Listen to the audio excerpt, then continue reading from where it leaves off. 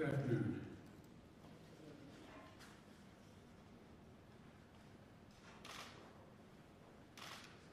Earlier today, I visited a restaurant here in town.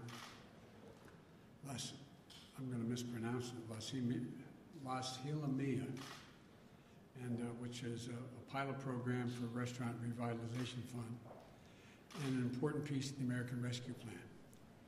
One of my goals with the American Rescue Plan is to make sure that we get this law's benefits quickly and directly to the American people. So before I say a bit more about what we're doing to support our nation's restaurants, let me provide an update on what is happening through the American Rescue Plan right now as I speak. First is providing checks and pockets and shots in arms.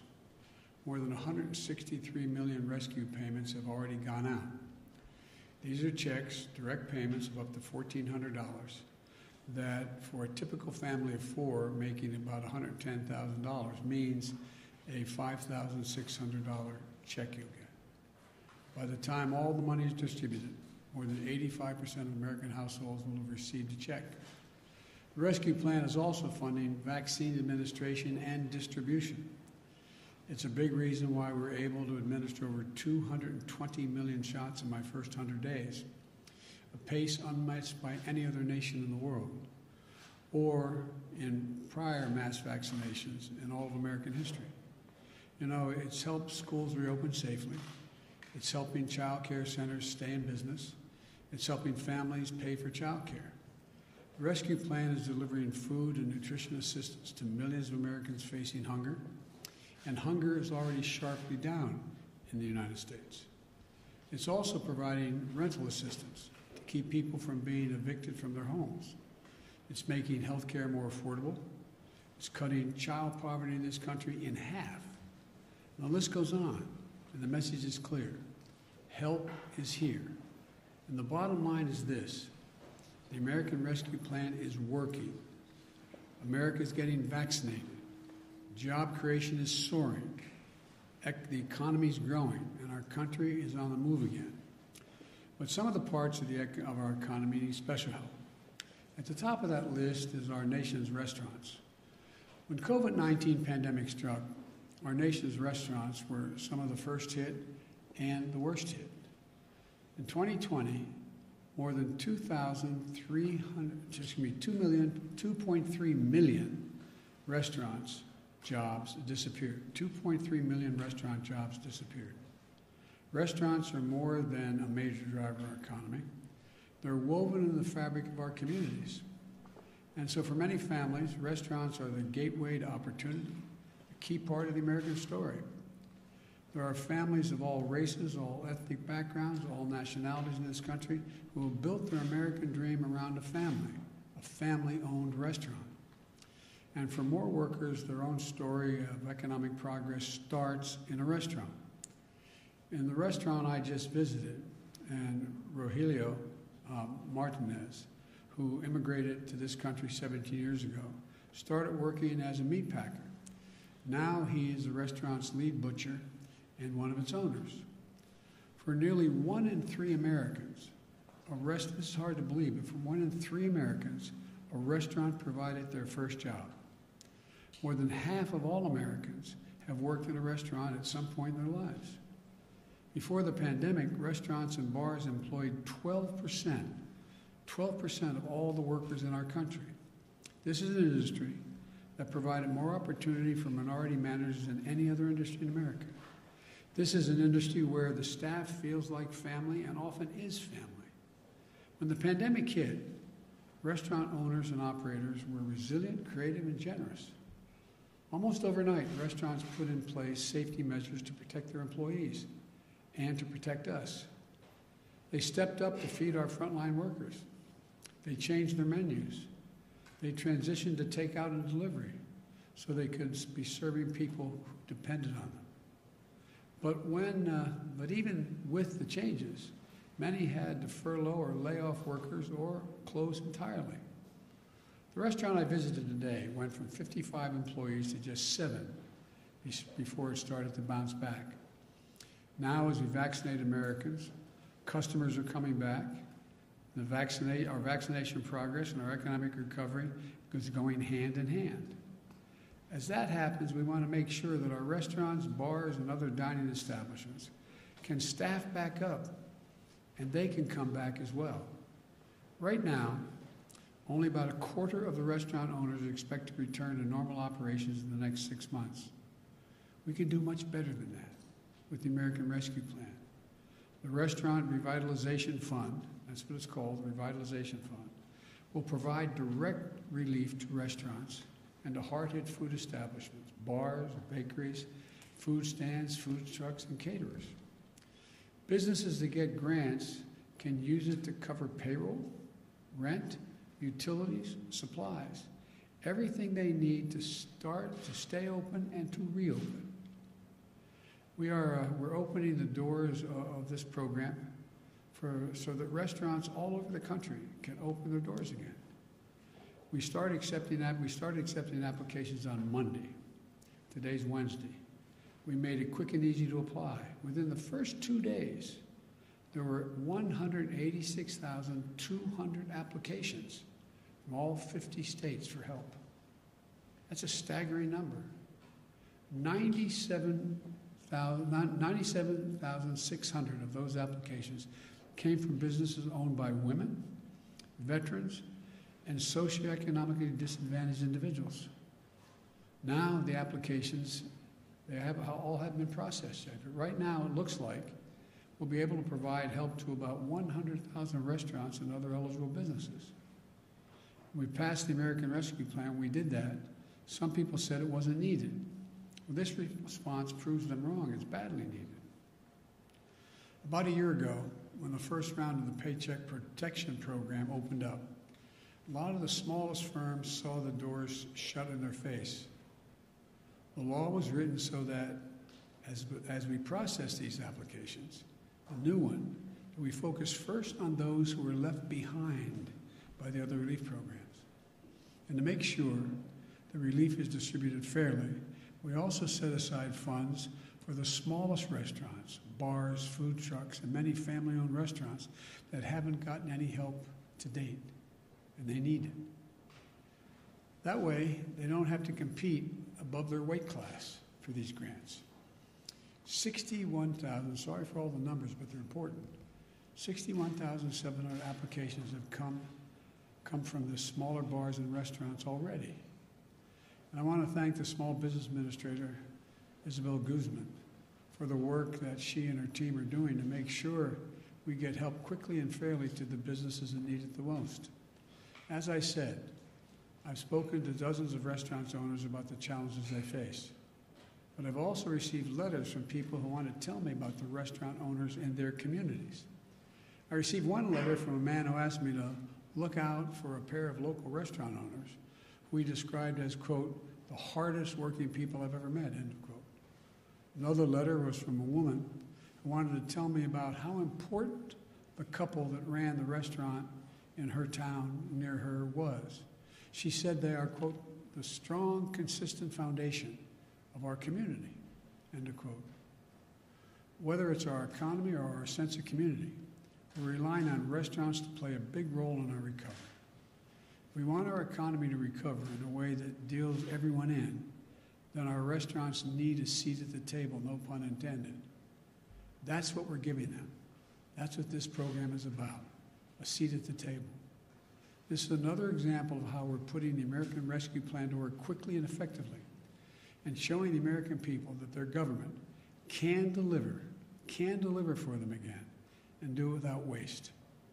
That we can vaccinate this nation, that we can get our kids safely back in school, that we can get our economy back on track by helping hundreds of thousands of small businesses reopen and stay open, that we can give the people of this nation a fighting chance again. That's what this is all about. God bless you all, and may God protect our troops. Thank you. Mr. President Biden, you're going to back a waiver of at the WTO. Are you going to back that? Is the U.S. government Yes, going to I'm back going to that? talk about that later today, yes. President Biden, you said earlier you don't understand Republicans. What does it say about them if they oust Liz Cheney from leadership for telling the truth about the election? Look,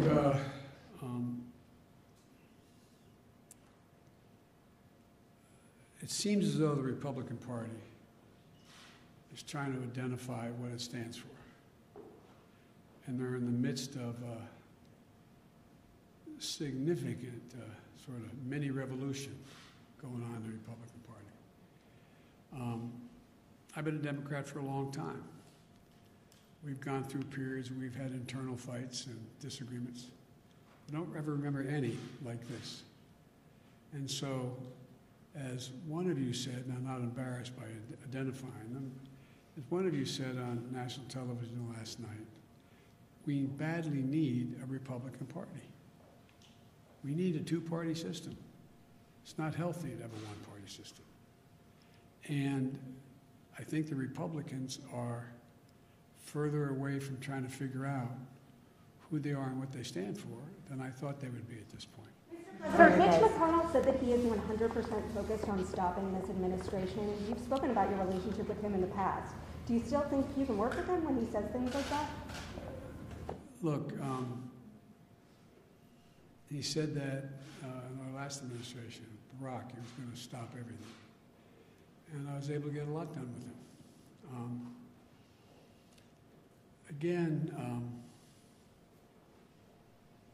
Look, everything I'm proposing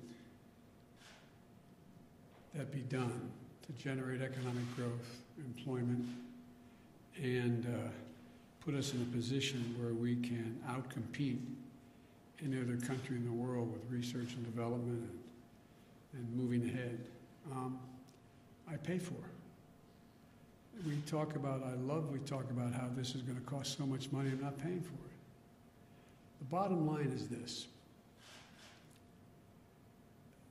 My Republican friends had no problem voting to pass a tax proposal that expires in 2025 that cost $2 trillion.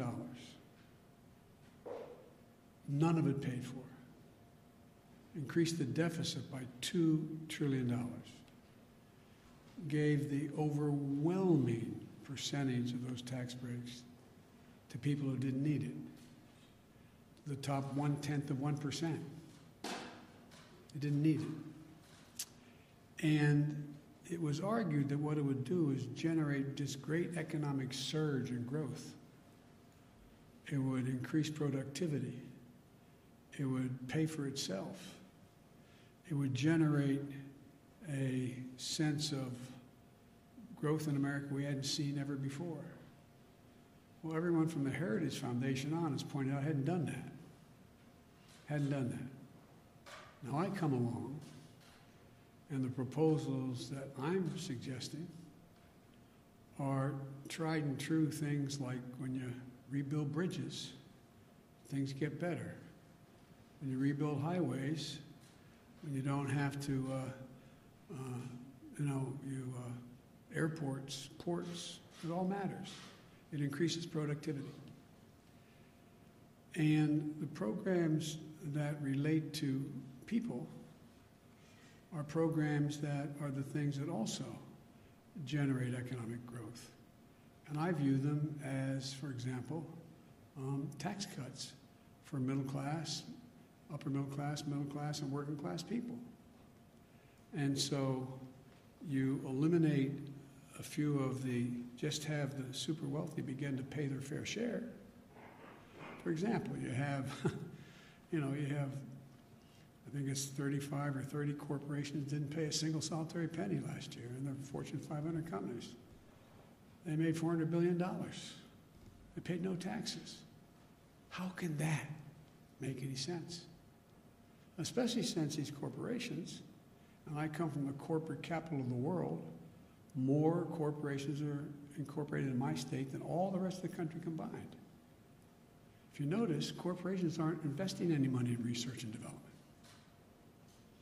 Somewhere, what's most of it going to? Buying back their own stock dividends, which makes sense, leaving by some studies less than 10% for research, development, pay raises, etc. Used to be that not too long ago, for example, during the Bush administration, the tax rate for the very wealthy making well over millions of dollars was 39.6%. It's now 37%. Just raised it back to what it was before.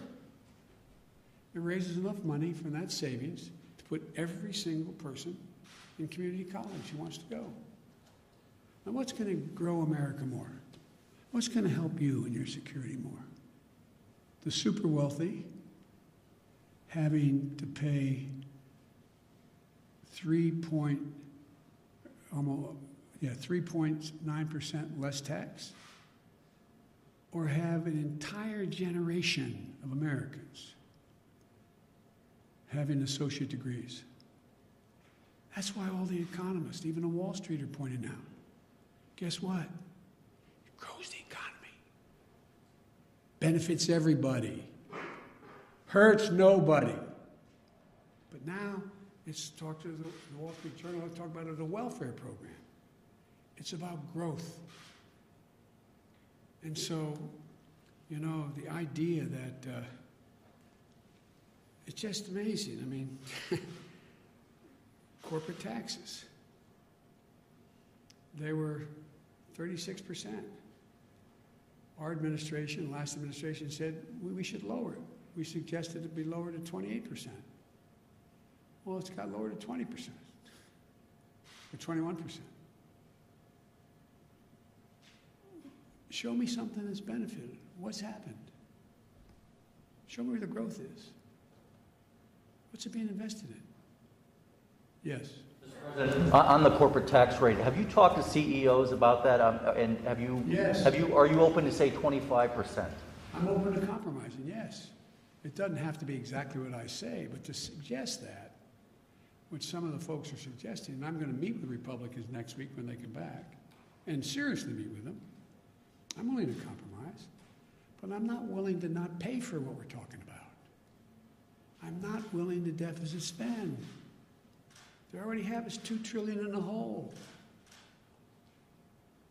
So, and by the way, you saw, you know, the last 5 leaders of the Fed coming out and saying what they say. They said Biden's plan is going to grow the economy. You have Moody's talking about increasing up to, I don't know what the most recent one is, 16 million new jobs. It's about growth, not stunting growth. Like I said, not too long ago, I guess it was back in the 2000 range, thereabouts. Don't hold me to the exact year. I'll have my staff come back with the exact date. The average CEO of the Fortune 500 companies makes like 36 times what the average employee of that corporation made. It's over 450 times as much now. As my mother would say, who died and left them boss? No, seriously, what rationale? Tell me what benefit flows from that. We're not going to deprive any of these executives of their second or third home, travel privately by jet. It's not going to affect their standard of living at all. Not a little tiny bit. But I can affect the standard of living of the people I grew up with. If they have a job, I can make sure the standard of living of the people I grew up with, if they have child care, can afford it, so 20 million women can be back in the workforce. This is just makes no sense to me. But I'm going to have to be able to explain this, and I'm going to keep banging at it. I think I'm not being solicitous, and I'm not trying to ruin your reputation. I think most of you understand what I'm saying. Whether you agree with me or not, I think you understand what I'm saying.